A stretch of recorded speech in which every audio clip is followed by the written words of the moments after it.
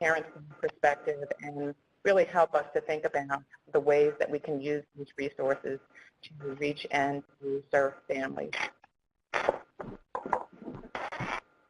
So here's just a little bit of overview of what we have made available to you on parentcenterhub.org. There is a parent's guide that gives an overview of the age of majority and what that means and how we need to go about getting ready.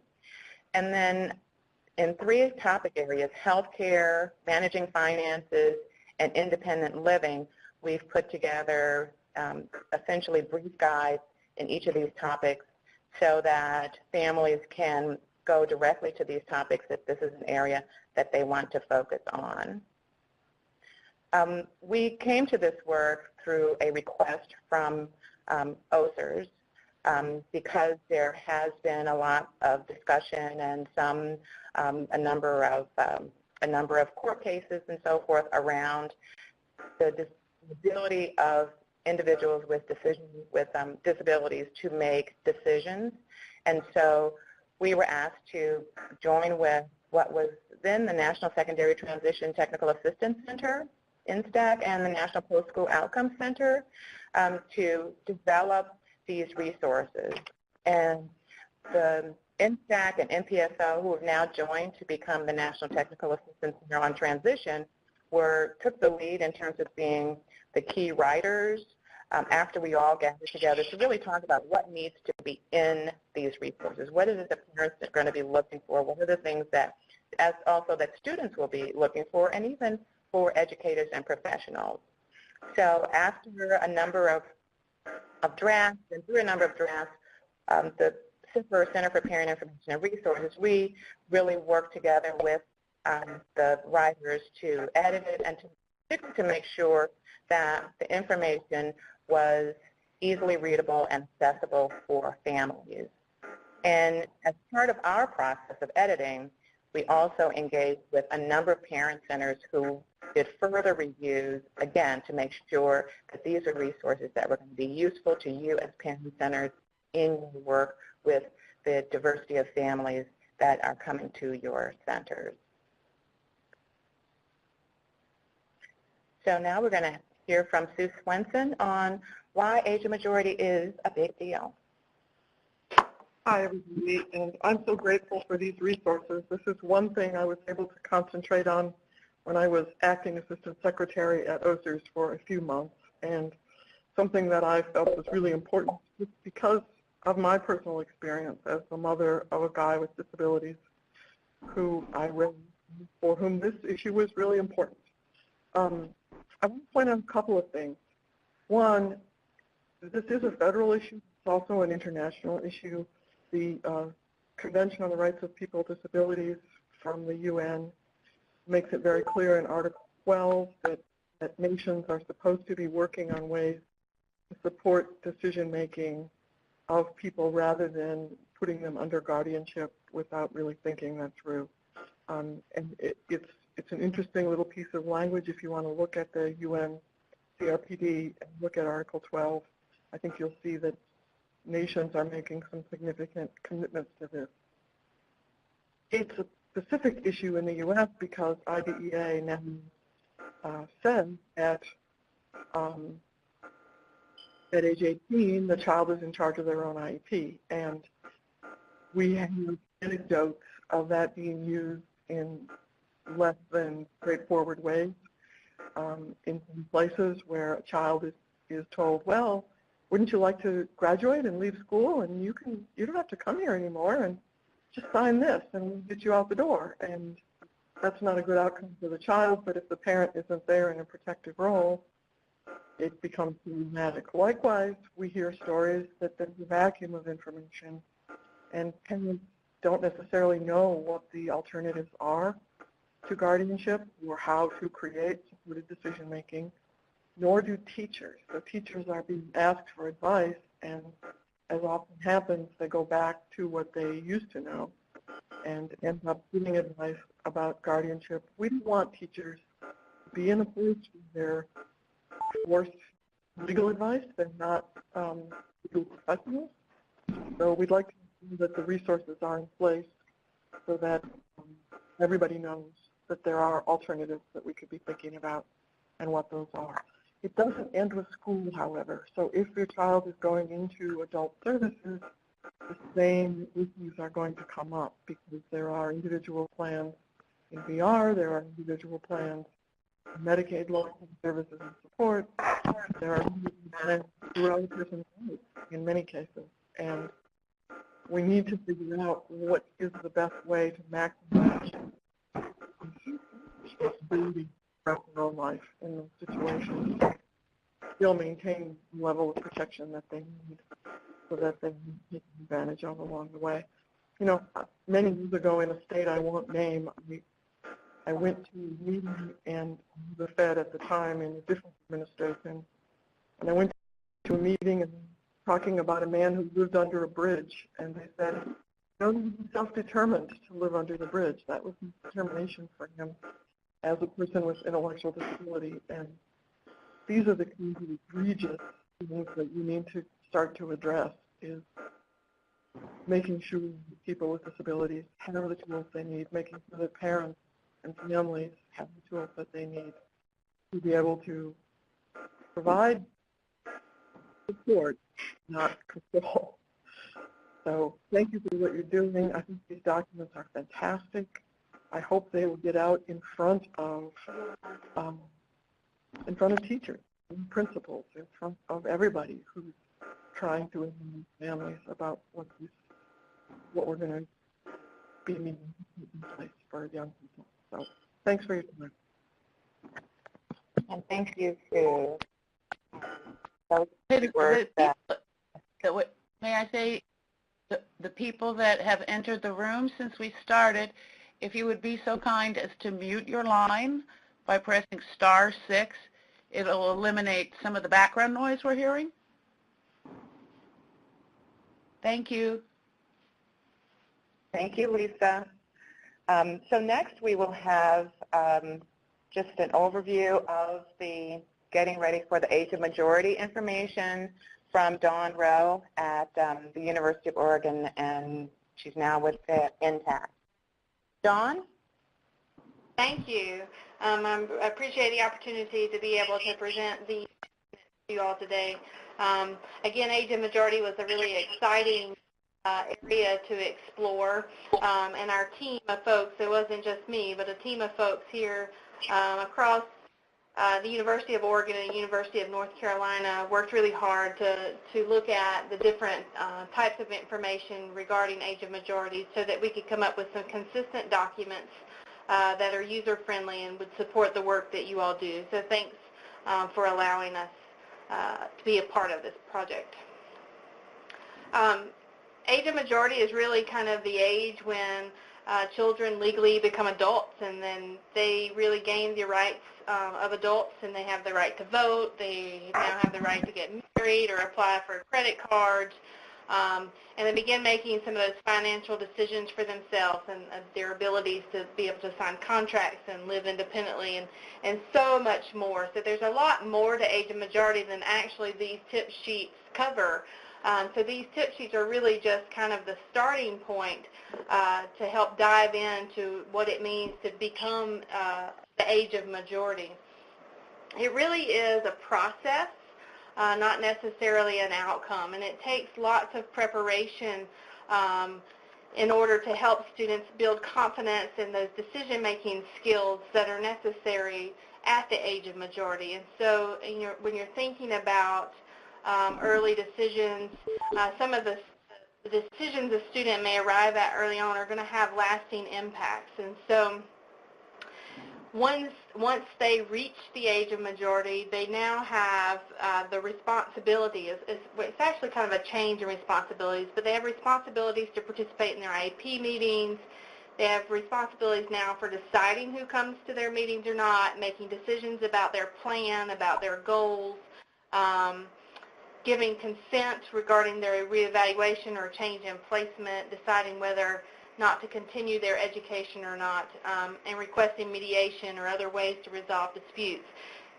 these are huge responsibilities, and they're not skills that a student or an individual develops overnight. It takes explicit instruction. It takes lots of modeling, lots of guided practice, and then some independent practice to acquire the skills. So again, it's really a process that starts really early on in helping individuals make decisions and learn how to make decisions and to be able to judge the consequences of those decisions. Timing is super important.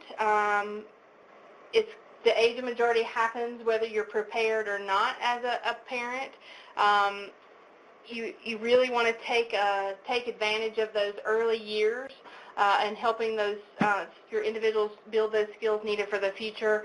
You really want to kind of foster a team approach in working with this. Again, I mean, just from a parenting's perspective, you know, sometimes our students don't always listen to us, and so sometimes having some other mentors and other folks involved is really a better way to help students generalize the skills from one setting to the next. And so you really want to lay a solid foundation for individuals early on, making sure you're having discussions, you're providing guided support and decision-making, respect, and opportunities for individuals to learn and practice those basic skills that they're going to need in order to attain positive adult outcomes. It's really, you can start these conversations super early. You can start as early as 6th grade, if not earlier. Really thinking about, again, it's kind of a continuum in skills, just like math or science. These skills kind of build on each other, and as you develop and progress to the grade levels, the more self-aware individuals are going to become. They're going to begin to learn how to identify those barriers that kind of get in the way from them accomplishing what they want to achieve, and then the supports that they need to be successful. And they can begin to start developing plans for achieving their goals. Parents can work with teachers and schools to provide those opportunities to practice general decision-making much earlier in their school careers in a safe environment where the consequences are minimal. And then this will help prepare for those super complex decisions that are going to need to be made later down the road. And I think it's really important, again, and it starts with just simple decision-making, like what do you want to wear this morning, and builds on that, again, as you grow through the school years. Again, as you get older and they start moving into high school, that's when students are going to begin to take more ownership of their decisions. Again, having support from families is super important, making sure that they're making informed decisions by the time they reach the age of majority. You feel confident in their decision making, which is really important. So Part B of IDEA, the Individuals with Disabilities Education Act, emphasizes the importance of including families in the decisions regarding education of their children. And then, you know, before a school district really proposes or refuses to take action regarding educational programs, the school has to provide prior written notice to the families. And districts must also specify some times and have some procedural safeguards in place so that it explains to families what their rights and responsibilities are under Part B. Parents and schools have to work together to develop the IEP for students, which sets forth all the services that the child gets to make sure that they can meet their needs. When a youth reaches the age of majority, those decisions that were formerly fell on the families become the students' responsibilities. And so the youth can then choose to what extent their families continue to be involved. And educational decisions can be really difficult, but they're nothing compared to those complex decisions related to health care, related to financial matters, and those other independent living tasks that we have to handle on a day-to-day basis after high school. So it's really important to start early, helping youth take advantage of learning how to make decisions regarding their education, because this actually is a time where you're trying to build in generalization skills so that they can make really informed decisions about the complex things that go on later in life. Only the beginning.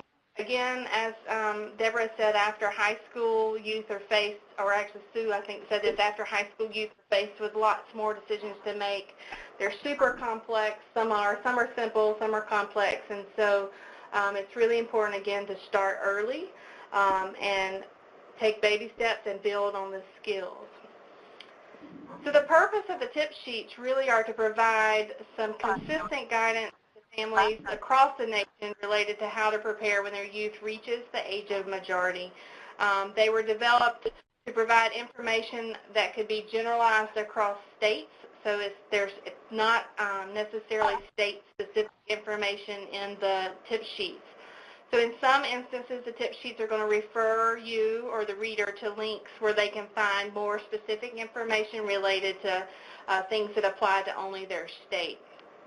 The tip sheets were really developed as a means to clarify some of the educational and the professional jargon that's kind of tossed around in the field now, and to help all of us have a common language and a common understanding of those key terms to help families facilitate those conversations with our youth, with the school, and with other service providers as the students move into adulthood. The tip sheets include information related to strategies for building those skills with students. They provide information on helping students understand what their adult options are or what adult options are available, which I think is important. And they also include additional resources that will support families and youth as they embark on this journey of age of majority, because again, it's really a journey, it's a process. It's a process of identifying our roles, identifying individual roles and how our roles are going to change as our youth begin to grow up and to begin taking on more decision-making and adult responsibilities. The tip sheets really for staff and families, they kind of build a foundation of knowledge to help prepare youth and parents for those changing roles, like I said. And it's really important that we all have a similar, or especially when you're communicating with schools and with adult service provider, have a common language so that we can connect and make sure that the students and the families and the service providers are all speaking the same speak in order to make sure that we have the right supports in place to help students or individuals make supported decisions. Again, supporting those decisions early on, making sure that we've identified the key resources in the states that you can then go to. So now I'm going to turn it over to, if nobody has any questions, to turn it over to Cathy to talk about what the parent centers are doing or what they bring to the age of majority, which is, I think, really important. So Cathy, I'm going to turn it over to you. We can't hear Cathy. Cathy is muted. Cathy, I think you have to hit *6. How about that? Now we can hear you. Now I'm going to hit. All right. Well, hello, everybody. I'm getting an echo in my ear, but I'll try not to let that bother me. So one of the things that we bring as parent centers that I'm reminded of is that issue of continuity. In our state, for example, when I first started working here at the parent center, letters going out about age of majority to parents and so forth happened on time almost regularly for everyone. But over time, with turnover, teacher shortages, in some pockets, that's not happening as well as it used to be. So I think we play a role in Parent Center in looking at issues around age of majority that are really impacting parents on the ground. So one of the things I think that we do as parent centers is to share information on age of majority early and often. And we really need to be using a variety of formats to do that. And luckily, we have all worked hard to develop our abilities as parent centers to do just that. We want to make sure that we're reaching diverse parents and youth, not just the parents who are calling us and aware of us, but those parents who maybe aren't, but need to know about age of a majority. And I think for our parents in our state, and I think this is probably true nationwide, parents really find sharing wisdom through the lens of lived experience to be important. The data on that has not always been robust, but parents continue to tell us it's important. And finally, we bring the resources of the entire Parent Center network so to bear on this information sharing role, which I feel good about. If there's a piece of information I don't have, I know where to find it. All right. Specifically, we are working as parent centers to help families understand options for supported decision making.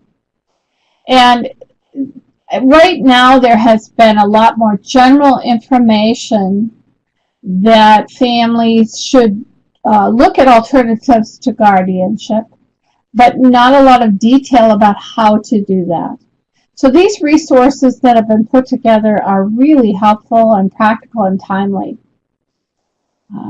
One of the things I know that we're stressing in our state, that part of getting support for decision making is it's teaching your children to understand and manage risks.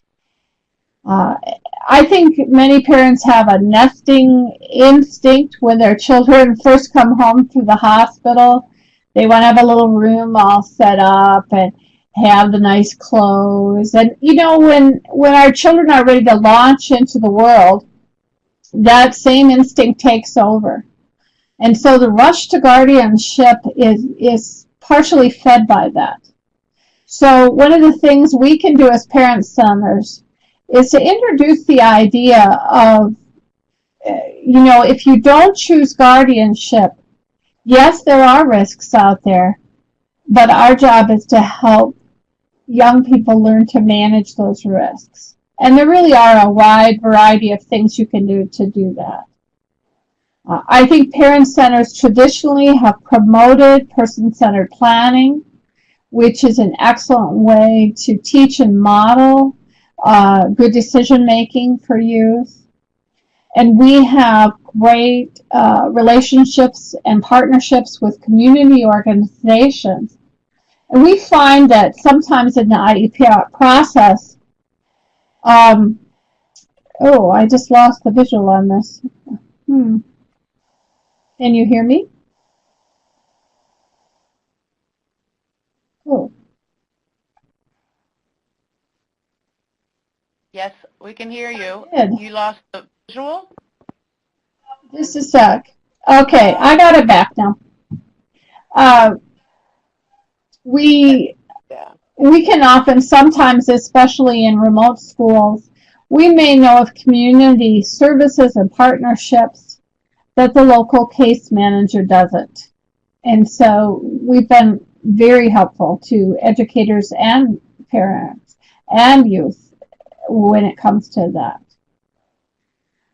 We are used to finding and using a variety of resources, which is really important in this work.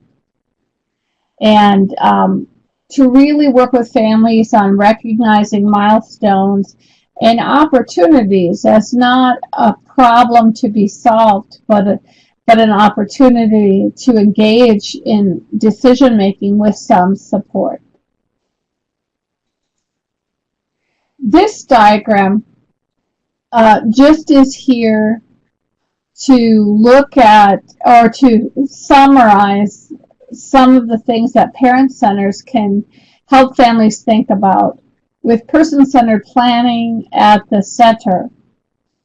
And we focus on what are the implications of age of majority, what are the decisions that have to be made, what are the evidence-based strategies that we want to be looking at that are proven to work, and then, of course, as I said earlier, the partnerships.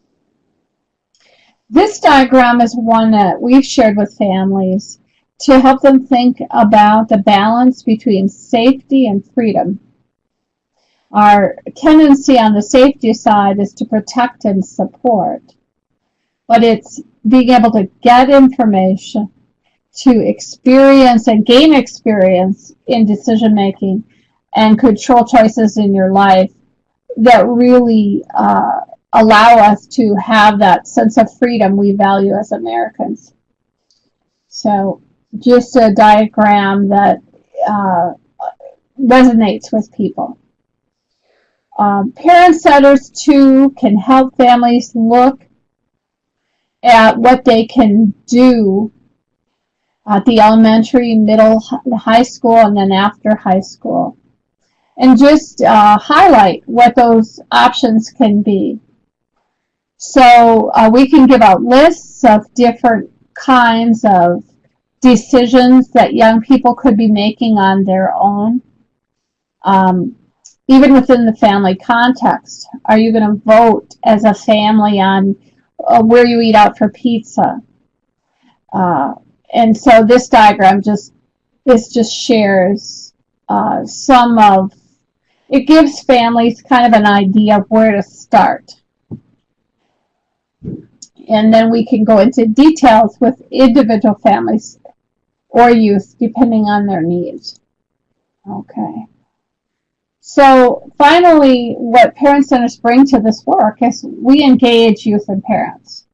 We help them choose and understand preferences, and not just through, let's say, vocational testing that might be done at school or by VR, but how that applies to everyday life. Let's see. I think the slide, you could read that. We certainly, as parent centers, have been at the forefront of working with families and youth on student-led IEPs, which is a wonderful way to involve youth in decision-making. Okay.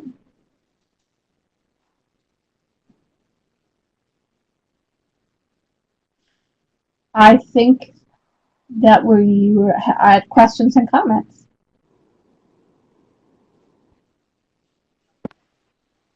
Thanks so much, Cathy, for your information. I think it really gives us as parent centers a lot to think about in terms of how we may go about disseminating and sharing these new resources. Cathy, can I ask you, I don't want to put you on the spot, but can you just talk a little bit about how this kind of information is also helpful in terms of your conversations and the work that you do with your SEA there in North Dakota? Yeah, I can. I mean, I guess we sit on the state IDEA committee, which is our state advisory panel. And I think many parent centers have staff that are involved with that. And so that positions us to work with the SEA on some of those issues around age of majority. They put on a transition conference every other year, and we have really been able to be instrumental with them in working to open up that conference to parents, because it was traditionally designed as a conference for educators. And many of the same information that a brand new transition teacher is learning, parents want to learn too. So that's a couple of ways that we're working closely with the SEA. We're fortunate in North Dakota because our state director of special education was a transition teacher before she started working for the Department of Public Instruction.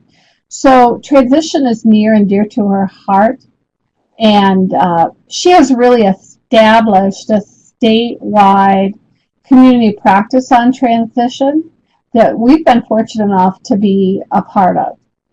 And it's co-led with DR in our state. And so that really helps us to bring up issues around the age of a majority that we see in our work as a parent center through our individual advising within that format.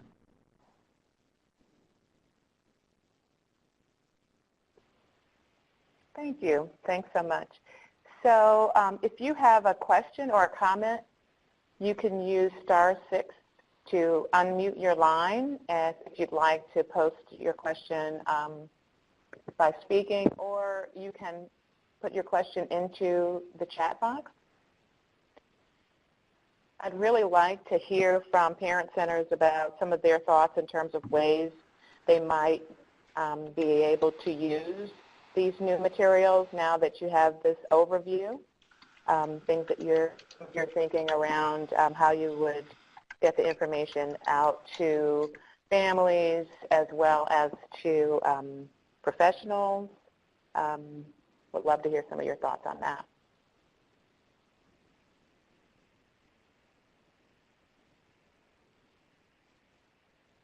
Don't all rush at the same time. I will say that we are involved with the Aspire project, which is the Promise Grant on transition. And so we're really excited about pulling this material into that work.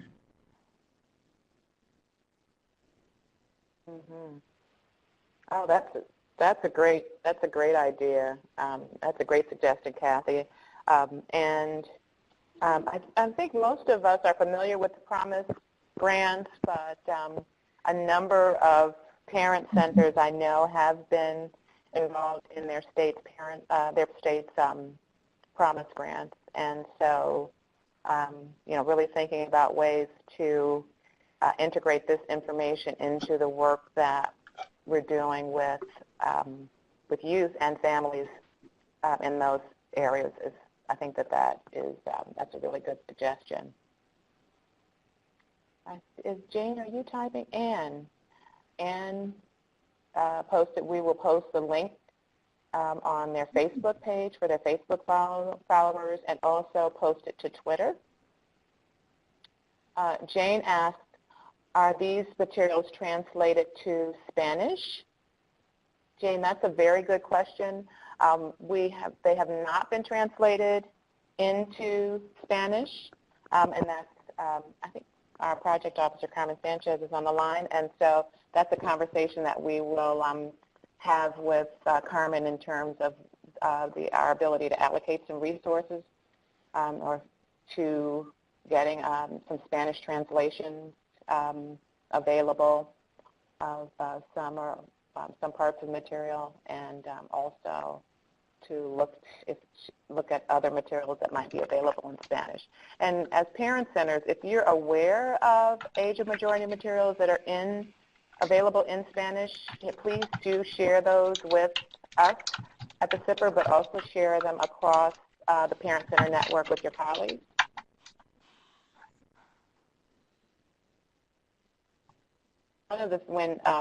Originally when the request was made from OSEP, there had been some movement towards developing separate guides for parents, guides for students, and guides for educators, teachers, and other professionals.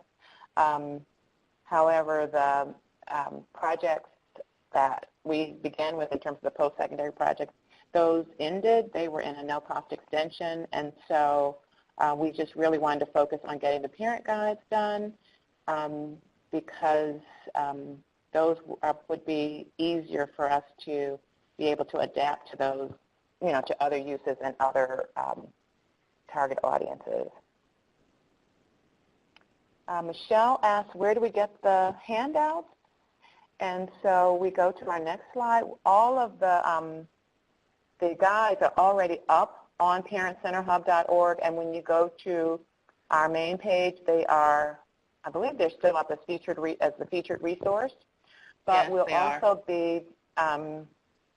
we'll also have a page that's dedicated to this webinar where you'll be able to get the PowerPoint presentation, and also it will link you to the age of majority guides and resources. So Maya is working with the Promise Grant in New York, Western New York, specifically Niagara Falls, and would love to have handouts to offer parents, families I work with.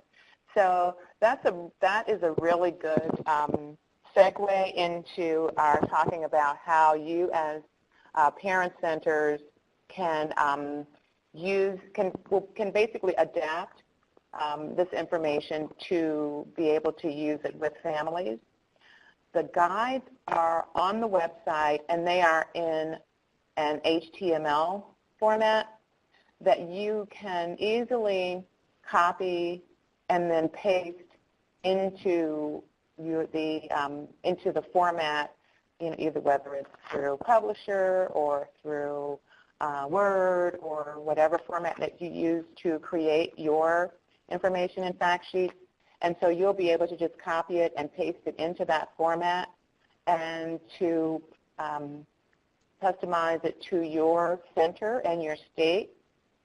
And then you can disseminate those guides directly to families with your parent center's contact information and your parent center's brand already on the resource.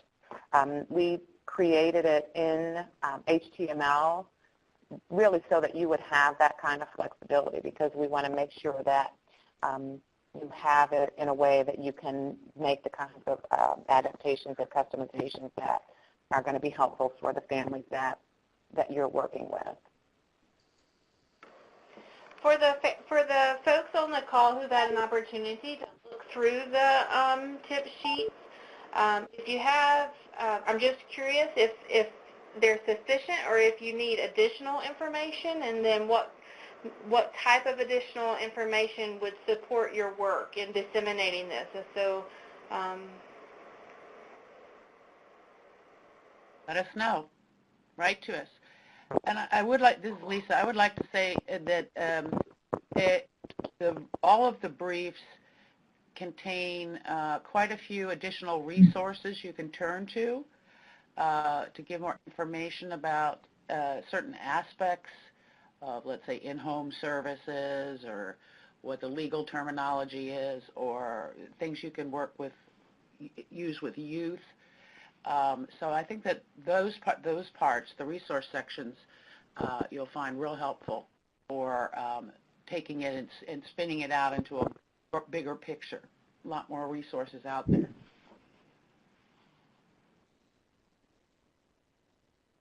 To answer Dee's question, she says, I'm not sure what you mean that the documents in HTML. How do you convert them to PDF or PPT? All you need to do is put your cursor at the top of the page and scroll down to the bottom of the page and click, and you'll select the whole document, and then you just copy it, and then you can put it into any sort of format you want, whether it's Word or Publisher or InDesign or whatever you use at your center. In terms of, on this page that we have here, the webinar link, the PowerPoint is there, so you can download the PowerPoint, and there's also a PDF of this presentation. So you have a couple of ways you can do it, and if you need to adapt it. And what's really nice is if the brief says, what's the age of majority? Well, it's determined by the state. Well, what's the age of majority in your state? You can change all that and say, what's the age of majority in North Dakota? Or what's the age of majority in Pennsylvania? And put very specific information about your state and its resource network and agencies into the document. Does that help?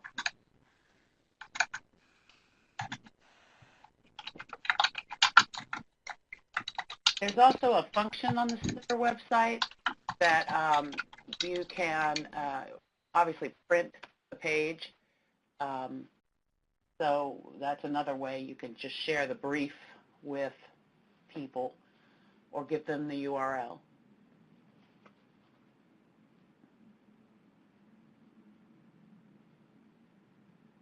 So Cathy posted a suggestion that inviting a small group of parents or youth to review the materials with you and make suggestions specific to your state can be empowering.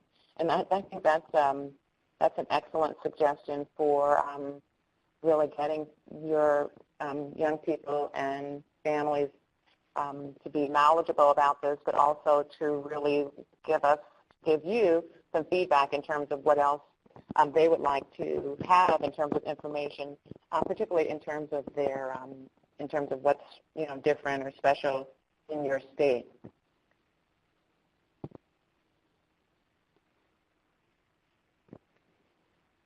Any other comments, questions, suggestions?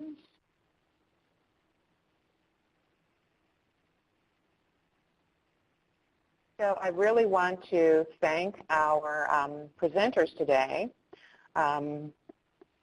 Sue Swenson and Dr. Dawn Rowe and Cathy Haarstad for presenting this information and really helping us to really think about how we can communicate and inform families around the age of majority and getting ready for age of majority. And also about how our parent centers can use these resources for supporting individual families as well as in their systems change efforts within their state. And so I really want to thank everyone for your participation on the presentation today. I also want to thank all of the parent center staff who were a part of who played important roles in terms of being reviewers on the age of majority documents.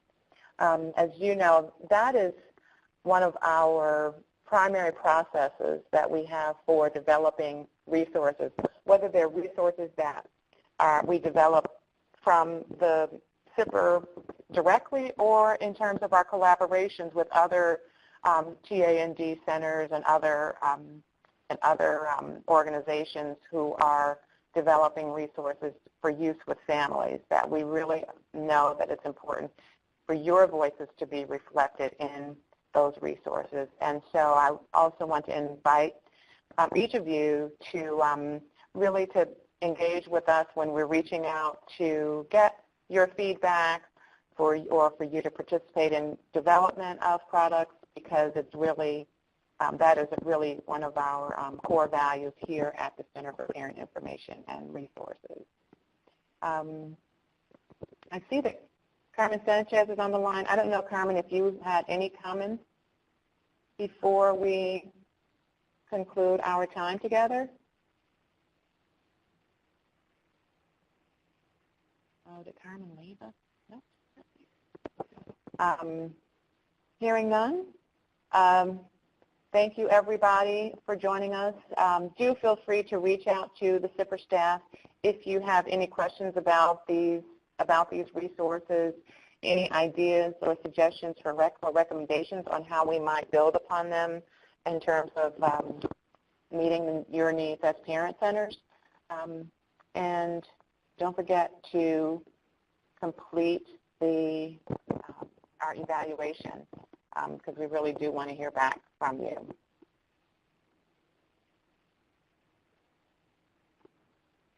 Thank you, and have a pleasant afternoon. Thank you all. Have a wonderful afternoon.